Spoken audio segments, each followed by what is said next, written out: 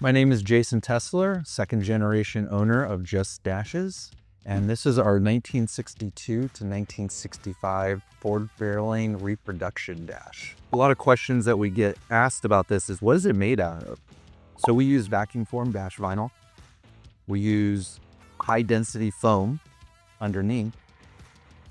And this is an exact product that is going to be shipped out. So one of the things that's really important to us is sharp detail lines, making sure the accuracy of it sitting on the frame is correct. So this is by no means a mass-produced product. You know, a lot of other reproductions out there will get cranked out of a mold, made out of a rubberized urethane. We're a lot more meticulous when it comes to our dash pads. One of the aspects of these early 60s Ford dash pads is this was a luxury option when it came to your vehicle. Dealerships would have a bare metal frame in the dealership, and then they would offer you a luxury crash pad. They actually called it a lifeguard back then.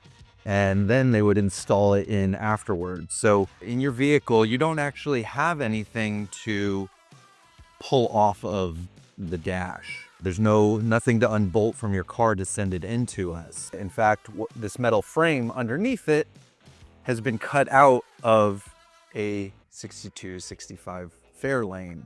So this is the exact tooling that we use to shape our dashes, along with quite a few other pieces. So we get it factory correct. We have an area here for your speaker grille to go in. So we don't restore these dashes. Our line of reproduction is meant to be a full replacement for your existing dash pad. We can make it at any color. They come stock black, or we can in fact leave it unpainted if you like, if you want to handle the color yourself. You're coloring a lot of other parts. Or like we did for our customer here, he sent us in a color sample and we were able to make it specific to his vehicle. You can place your order online at shop.justdashes.com, or just give us a ring at 818-780-9005, and we'll be happy to take your order.